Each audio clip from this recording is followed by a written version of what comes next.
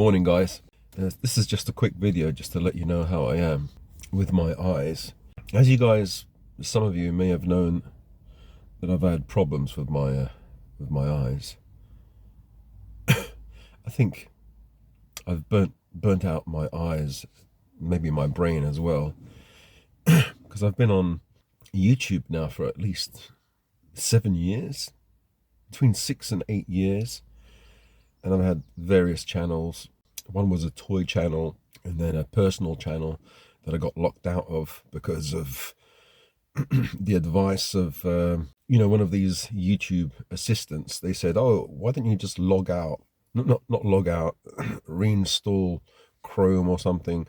When I did reinstall it, I lost all my passwords, and I didn't know what my passwords were because I'd used the personal account for so many years. I said, could you put me back in? Could you? The person said, no, I can't, because you reinstalled. I said, yeah, well, because you told me to reinstall, and I lost my personal account I had for years. Recently, they've been doing a similar thing. You contact these assistants, and since January, I think, they haven't paid me the advertising thing, the AdSense. Because every time you see an advert, they pay you like 5p or whatever, a tiny amount. And I think my estimated revenue this month was £17. Wow. Last month it was about £25. Initially, the first, maybe in January or February, it was about 120 or something. That was really good. But because they said I hadn't filled in my tax forms, I filled in all the tax forms that they wanted. But still, they said I have to get in contact with my municipality or my local tax area, which I've done now, and I think I've sorted it out. I took ads off because I was thinking, okay, well, at least people can watch a video without ads. They're not going to give me any money, any revenue, then at least people can watch. But then what happened is, I think they downgrade, how do you say, they deprioritize, or they don't refer you or recommend you to so many people if you don't have ads, because it's not in their interest, obviously. So I tried that for a bit and I got really few views. The algorithm or whatever, the YouTube bots don't like it. So now I've put adverts again, and now it's going to take time to pick up. Also, I think because I've changed. I said that I've changed my content, and I put the post up saying, mentioning that I want to talk about more positive things, and not be bitching about my wife and women and trolls. Not being so negative. I could still talk about it, but not in a negative way. For example, swearing. Hopefully you won't hear me swear in this video. So I've turned the corner. I'm still gonna see, you're still gonna get trolls, but first you get people saying, well, not trolls, I'm just saying people who don't agree with what you're doing. You see, some people don't understand that it was a transitionary period. As they say, you're going to have to break a few eggs to bake a cake. You're going to have to get the messy part out of the way before you have that beautiful cake. People don't see that messy part. They just see the nice cake. Or when a person becomes successful at YouTube, for example, they don't see the years or maybe the decade that they've worked on it and had made so many mistakes, had so much stress, and they see them and they say, oh, that person's an overnight success. They're not an overnight success unless you win the lottery. Then you're an overnight success. So that doesn't really happen. Yeah. So my eyes, I've been having something called scintillating scotoma, which is like a crack in your vision. It comes. It's a small thing, and then it gets like a small C, and it gets bigger and bigger and bigger and bigger, and then it fills your vision. It doesn't fill your vision, but it gets bigger and bigger, and it's scintillating, like it moves around like this, and it's like whatever you're looking at, if you're looking at a person, or you're looking at the road, or your room, or even if it's dark, it doesn't matter, because it's not your eyes, it's your brain. I think it's a little crack, and it's like a glass, as if you're looking at something and there's a sheet of glass. That sheet of glass is cracked, and that crack gets bigger and bigger and bigger and bigger. It's really weird.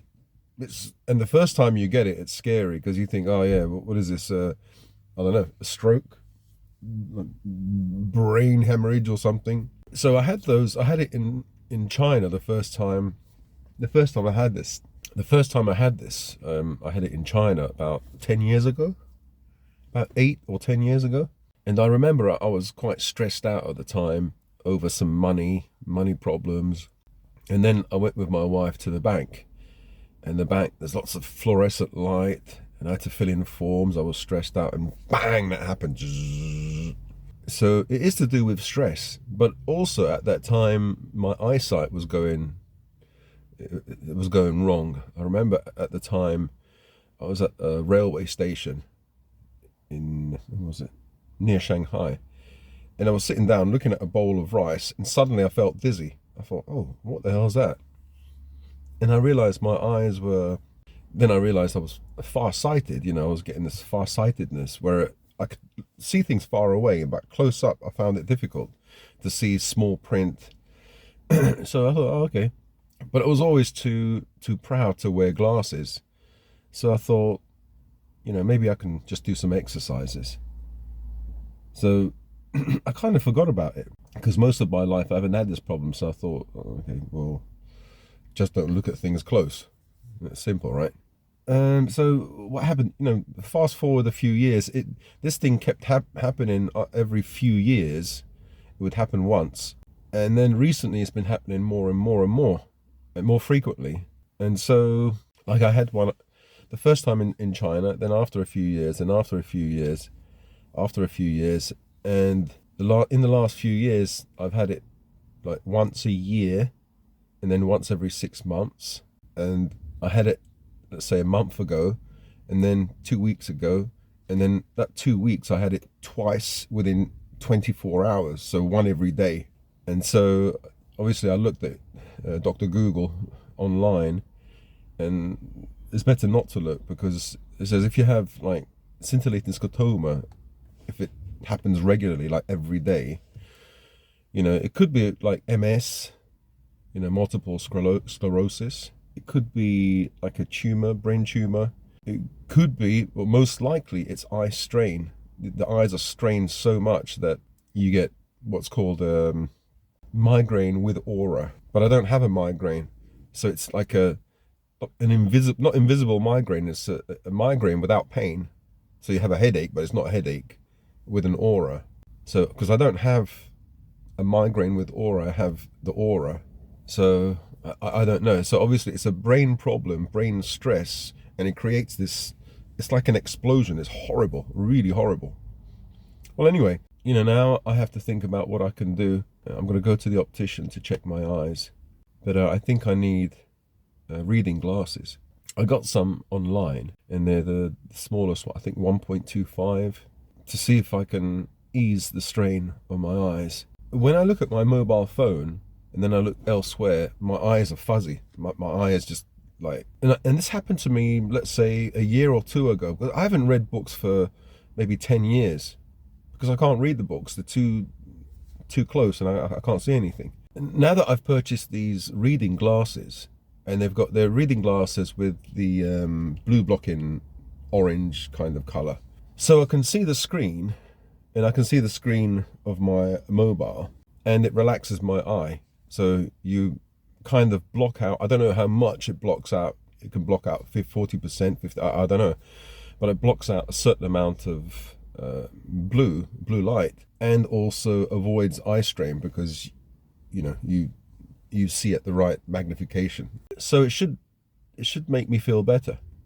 And it has, because I haven't had those scintillating scotoma since, and it's been about a week. So from one a day to nothing. And what I did is I got those glasses, and I'm not editing the videos or making any videos. Well, I just go out and do B-roll, I just walk around the area and I'm filming, the road where I walk. And so for now, I'm going to have to change the way I do my videos. I need certain tools to help me. So I'm going to use certain tools to help me. And I haven't got it right yet. Sometimes my voice is a bit, or the video is a bit slow, and then it goes really fast like this. So I'm going to have to work that out. So forgive me in advance if some of the narration is a bit a bit awkward or wonky or whatever. It's technology that I'm not used to. So does it mean that I'll never do videos like this again? No, but I have to see the problem that I have and fix it. I went to the doctor. The doctor said, go to the optician. I hope when I go to the optician, they won't say, go to your doctor. You know, passing the butt, you know. I'm going around in circles. So yeah, that's the problem at the moment with the attacks, but hopefully I can get that fixed. My eyes, hopefully I can get that fixed. So I feel quite positive about everything, you know, even though, you know, you can think really negative and think, oh yeah, this problem with my head could be something serious, or, you know, the problem with the YouTube, they will never pay me again, you know. I can think negatively, but I think I've been thinking negatively all my life, so I have to start thinking positively, and not just thinking positively, putting those like Pollyanna, you know, putting those rose-tinted glasses on and everything looks beautiful. No, I take my glasses off and see things, see the reality, but also put a positive twist on it, an optimistic twist. So you have both the yin and the yang. I'm really good at the yin, at looking at things negatively. I'm just introducing the positive now. Yeah, back to my ideas. You know, I have an idea. I think I've called it the pillars of transcendence, and it's about, you know, initially I was interested in alchemy and immortality. When I say immortality, I mean transcendence, which means transcending this world, transcending yourself, the self. It could mean many things, you know. For some people it means, oh yeah, you become psychic or superhuman or extend your life, you know, doing something really out of the ordinary human being.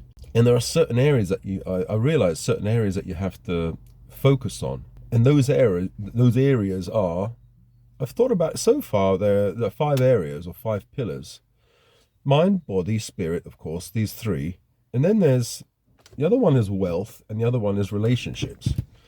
And within these 5 pillars, you have 2 archetypes. You have the angel and you have the knight. So when it comes to the mind, for example, you have, and what does the angel do? The angel focuses on the upward spiral, making you transcend the world, or, you know, whatever, not making you the best that you can possibly be, but going beyond that, beyond the normal, into the supernatural, supernormal, or whatever. Yeah, I know. Trolls will be saying, who do you think you are? You don't know nothing. Oh, well, maybe I don't. Maybe I know a little.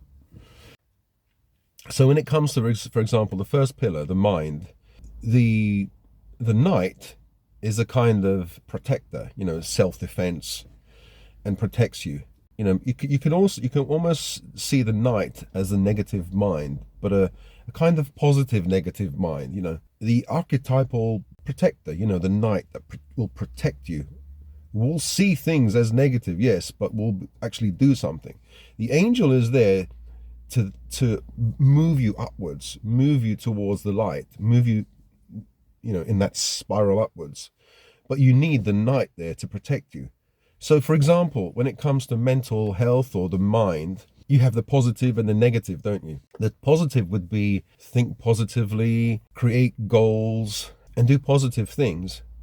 Whereas the knight, the negative would be, to look at the negative would be the knight saying, be careful of narcissists, be careful, and not only be careful, how do you deal with it? The knight will say, I will show you how to deal with bullies and people who abuse you, narcissists or whatever, people who try and put you down. And within the negative here, you have internal and external. And so the knight will tell you, be careful of other people's negative thinking towards you or negative thoughts. Don't internalize these thoughts. But also, he'll tell you, be careful of your own internal thoughts, your own internal self-sabotage, as they call it. The angel, the angelic force, will look only towards the positive and say, this is what you have to do to move forward and upward. Yeah, to move forward and upward.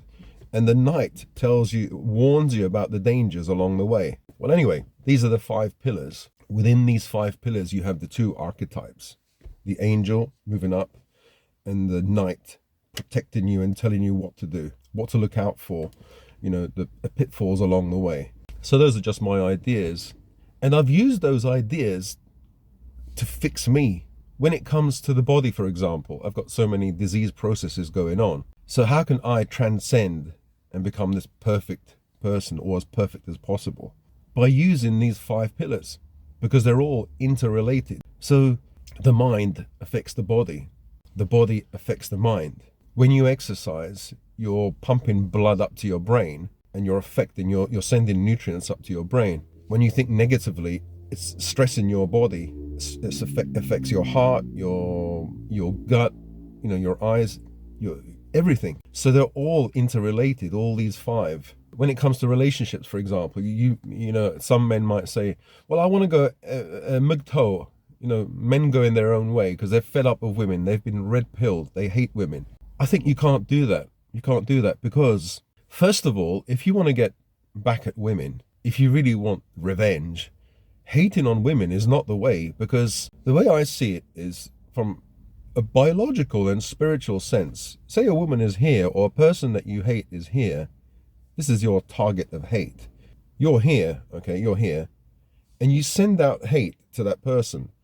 Before that hate reaches that person, it has to go through you, through your body. That's not good. So basically you hurt yourself before you hurt that person, and more than hurting that person, because it stays inside you longer maybe.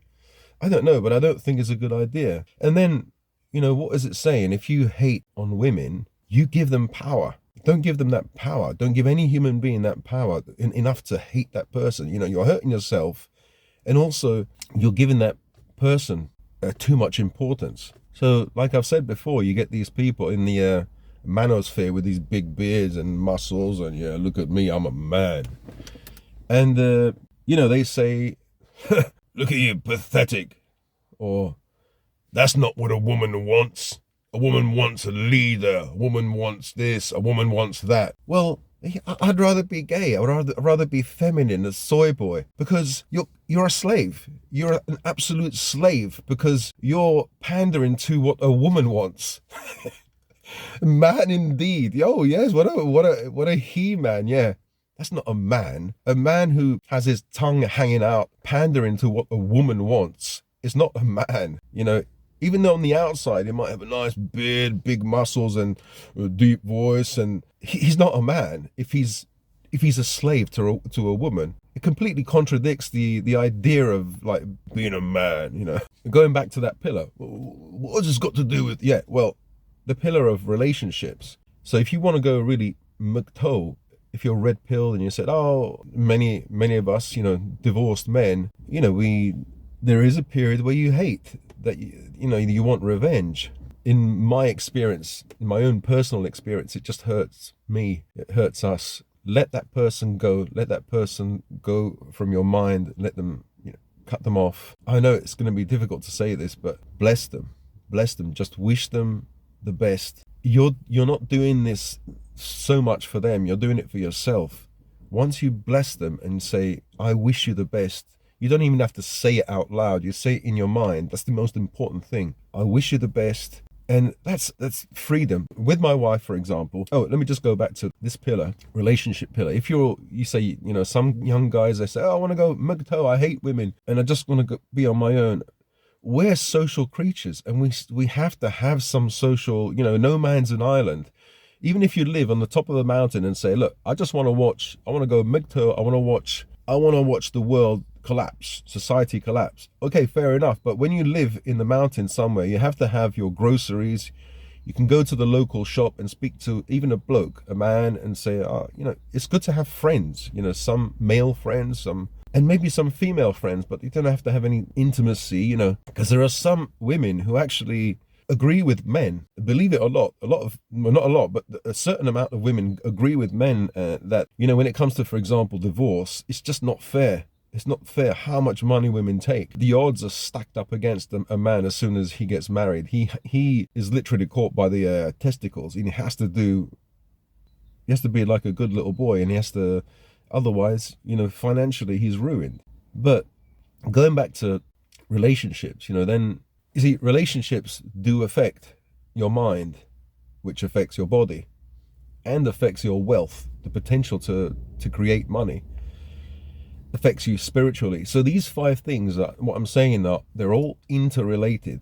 They affect your pursuit or chance of transcendence, of excellence. Okay, call it excellence or whatever. But excellence in all areas: spiritual, physical, mental, emotional, relationships, and wealth. And when it comes to wealth, I don't mean, having £1 million, earning £1 million every month. It's deeper than that. Feeling abundant inside, even when you don't have a lot of this, but feeling really abundant. So let me give you an example. With my wife, I'm not going to disclose exactly the amount. So let's say between $500,000 and $1 million, okay? A rough ballpark figure that I'm about to give away. For the last 6 months, a year, I've been torturing myself and thinking about all the decades. My parents worked for all this money. They slaved all their lives, and I'm about to lose that money. I was like the custodian, the guard of all of that money. They gave that money to me as a nest egg because they knew I had problems, mentally. I couldn't work. And so they said, son, this is for you. You can rent the house and you have a ready-made business. So all my life, I had the idea of not working, but creating a business and working for myself. People complain, oh, you had it easy. No, I didn't have it easy. I still had to breathe. I still had to eat. I had to do things. I had it maybe easier than other people, but I think everything balanced out because I had mental health problems, serious mental health problems. So somebody who never had mental health problems but had to work all their lives, compared to myself who found it difficult to work because I had mental health problems, I don't know which one is worse.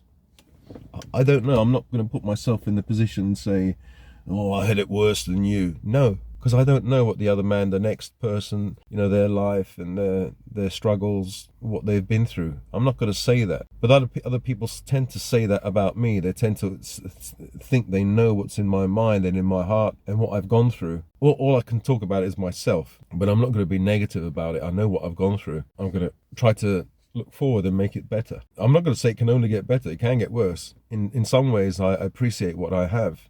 In many ways, I appreciate what I have now. And that's what I wanted to talk about. So in all this time, I've had so much stress because I thought everything that my parents slaved for, I'm about to lose. They had a plan. I had a plan. Plans were set in place for me in my old age, because they said, even if you don't have a pension, you can rent the house and you can make money from the house, and you can get like a part-time job. You don't have to kill yourself and have a full-time job. I swear, this is the gospel truth, as they say. These are the words of my parents, what they said. And so I felt, oh, I've been conned.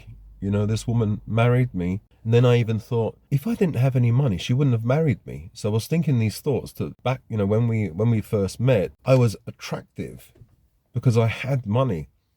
I had a house in London. And so that's why she married me. I was caught. But as a stupid man that I am, that I've been a simple man all my life, very gullible. I'm less gullible now. But I think that's because of up until I was about 28, I was really gullible. So gullible. But after I found out, when I was 28, I found out that I was adopted. I ceased to become gullible. In fact, because I thought that everybody lied to me. My life was a lie, because my cousins, my relatives, my parents weren't what they were. Everybody knew and I didn't. And I felt everyone lied to me. My life was a lie. I couldn't trust authority or anybody. So since then, I've been quite negative. But that's something that I'm dealing with even now. You have to trust some people. But I'm very wary, since then I've been it's difficult. I'm not gullible, I'm the opposite now. Not since that time. But yeah, I had these terrible, massive amount of stress, crying, anger, smashing things at home. The realization that you've been conned, basically. As a man, you've been conned and all your money is going to be taken away. But the worst thing is, this is the money that my parents slaved for. So I had thoughts of, like, I'm letting them down. I'm a failure. I've let my parents down. And yeah, some trolls might say, well, it's true, you did let them down. Yeah, you can see it that way. But then I was thinking about my parents. What would my parents say to me? And it's clear, very clear. My parents would say to me, I love you, son. You are our treasure. You are the most important thing. Forget about the money. We don't want you to be hurt. And those are the most important words. As soon as I started to think that way, I thought, okay, let me just let go of the money. And once I did that, I felt this is going to be really this is the most cringiest thing you're going to hear. I felt abundant. The money that I'm going to give my wife, I already released it from my mind, from my heart.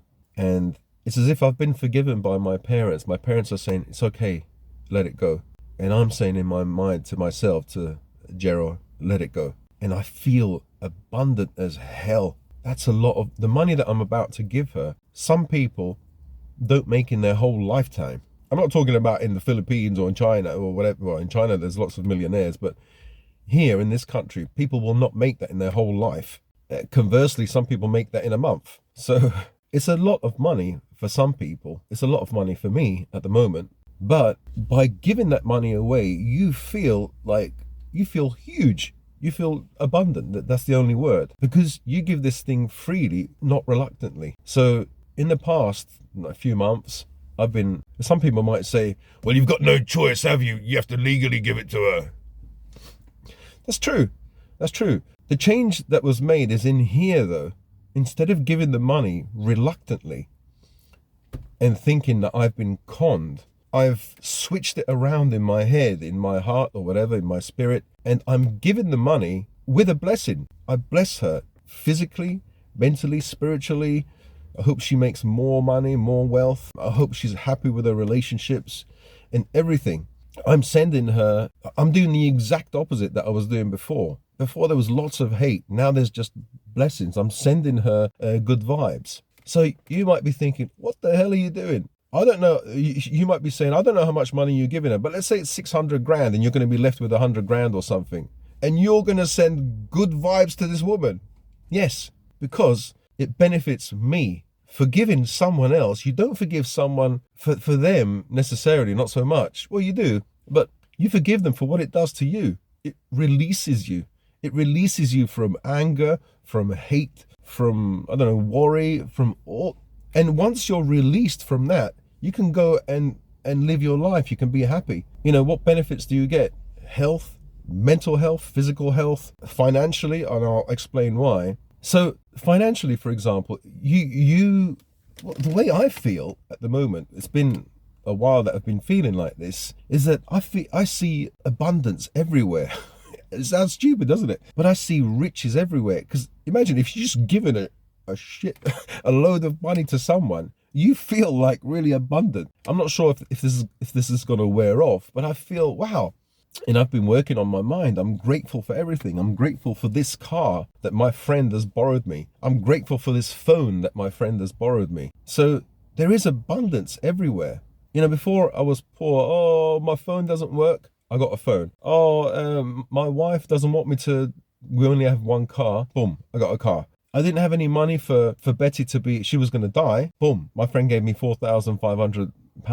You know, all these things I have to give back, but there is abundance, and I'm always grateful for these things. You know, for this mobile, I'm grateful for this car. I'm grateful for Betty being saved, and I'm grateful for so many bloody things. So, you know, I could complain and say, oh, this is a Samsung. It doesn't have the spec. It's not 4K. I don't have a gimbal. Stabilization is not perfect. You know, I don't have a microphone. I can complain. Well, this car is okay, but the electronics are not going not too well. The coolant always needs, you know, and it's just a Vauxhall. I wanted a Merc. I wanted a Volvo. You can complain. You can see the negative side, or you can see the positive. Everything has a yin and yang, right? So there you go. What did I talk about? About my my current situation and how things have changed. I feel in these areas, the area of wealth. See, I've been working on these.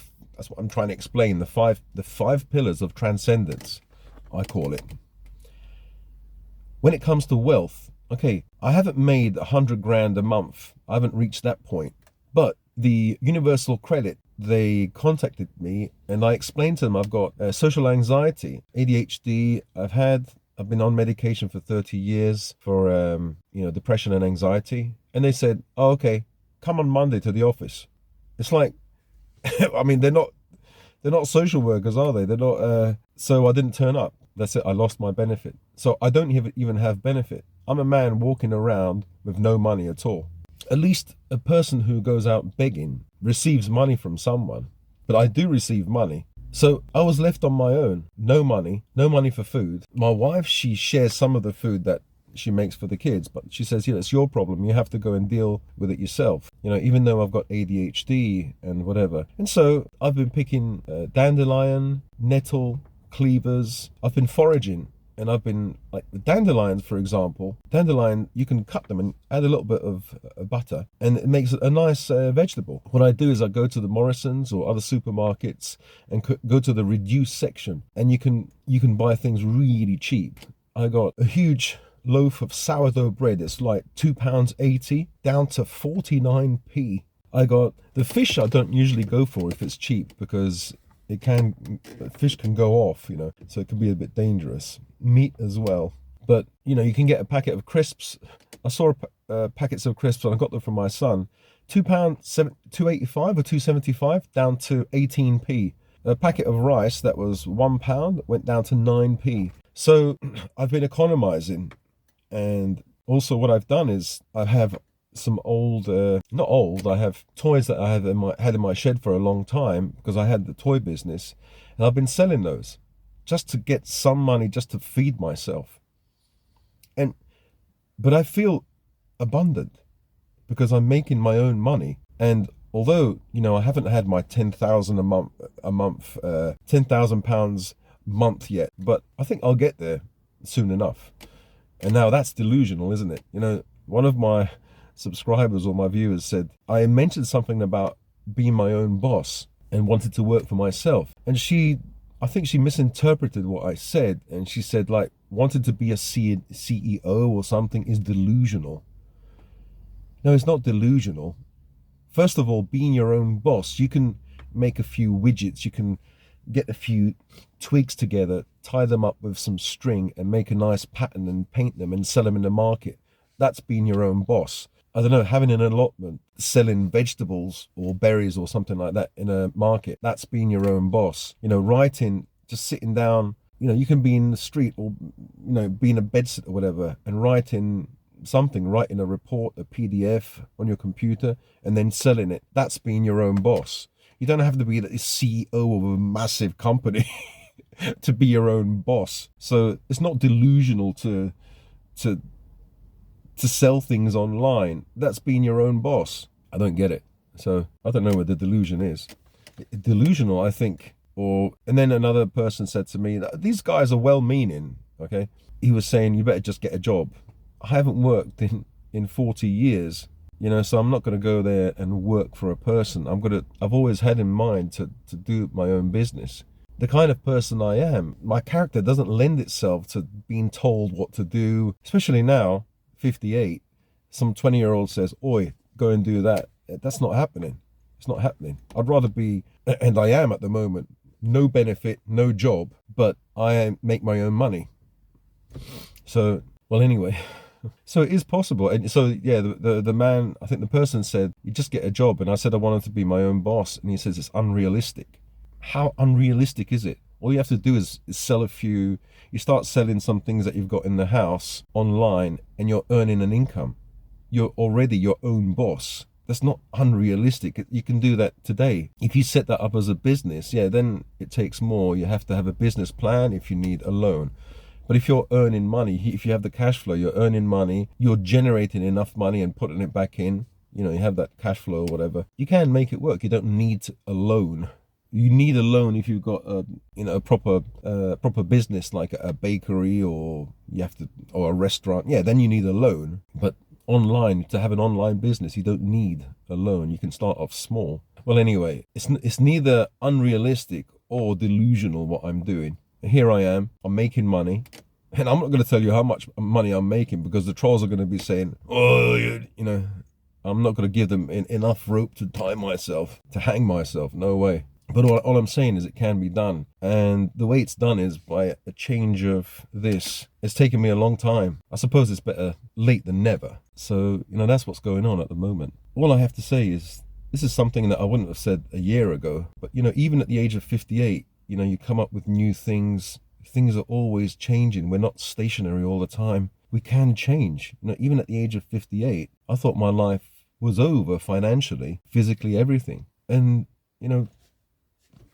with the help of God, always say with the help of God, even though I'm not a good Christian, no way. I don't know what I am, but I believe in a God, something. If you believe in a God or believe in the universe or chi, or there is something, I think, that looks over us and that is within us as well. And maybe that's something I can talk about in the future when it comes to I see Christianity or the Bible or Jesus Christ very differently to how the average Christian sees Christianity. I mean, some people try to be Christians and they try to be good, and then they get used as a doormat, because, you know, Jesus said you have to forgive 77 times 77 times 7. You have to constantly forgive. Yeah, well, you can forgive without being a doormat. I know some people, there's a, you know, I'm not going to mention who it is, but, you know, they're being used as a doormat by their family, and I can see it, but they can't see it. And they're trying to be a good Christian. I don't think that's a good Christian. That's a doormat. I don't think Jesus was a doormat. You know, if somebody was trying to abuse him or obviously take advantage of him, I wouldn't have.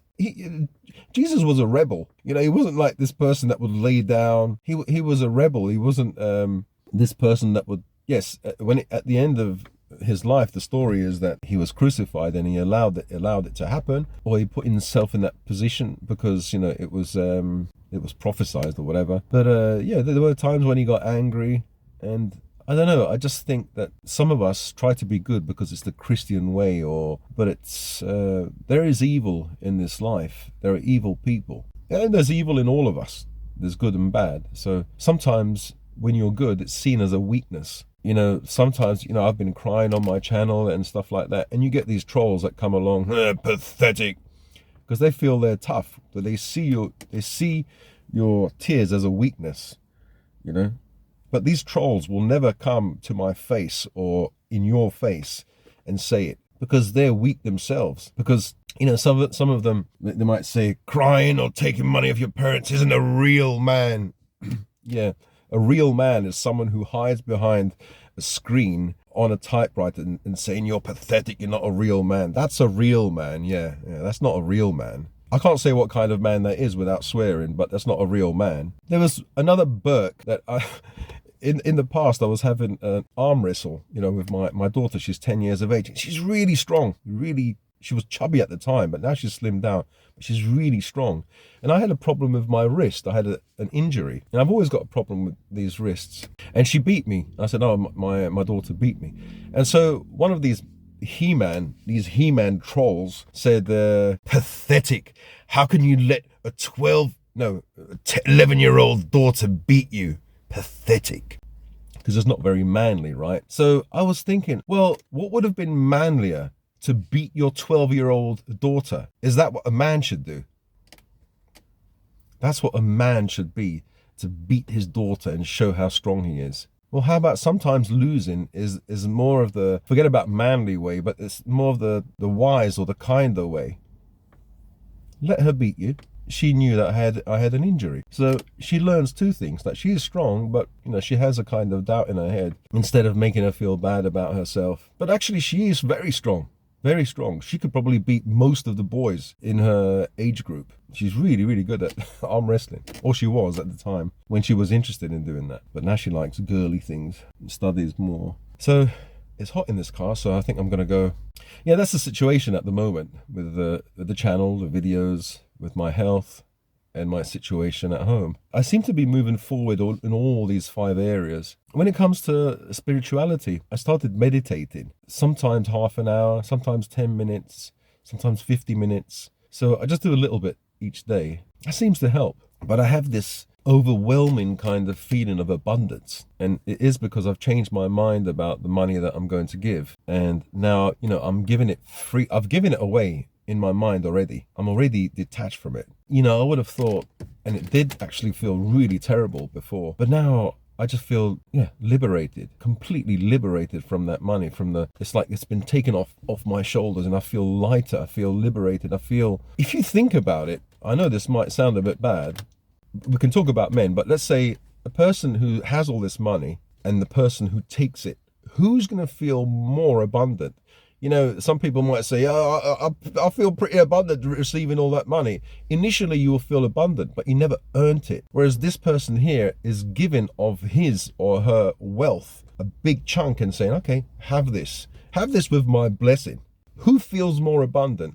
This one who's taken this money, and, you know, everybody has a conscience. She will feel, oh, I've divorced him and I've taken his money. You know, you might think that women are bloody evil, but no, there is a conscience in there that says, he once loved me, I once loved him, and now I've taken a chunk of his or his parents' money or whatever. So who's going to feel more abundant, more wealthier? This person here or this person? I think this person feels a lot more abundant, especially if this person gives his or her wealth, a large chunk of it, freely, without wanting it back, without regret, and blessing that person and wanting that person, not just with words, but in my heart and in my mind. I pray that she doesn't ever lose this money, like find a bloke and a bloke bloody divorces her. In the past, I might have said, yeah, I hope that happens. No, I wouldn't have said that anyway, but I'm not that bad. But, you know, I wish her the best. And that's some guys who are still listening, who are mugto or red-pilled. The best revenge is to be happy in your life and to love that person. Maybe not a romantic love, but once I read this is amazing. It's a note or a quote or a poem or something, and it goes like this: forgiveness is the fragrance that a flower leaves on the boot that has just squashed it. That's amazing. That's amazing. So I'll just leave you with that quote. See you guys in the next video. Be kind to yourself, love each other, and forgive those people who you know, you think have done bad against you. Love yourself, of course, love God, and spiral upwards. See you in the next video. Bye.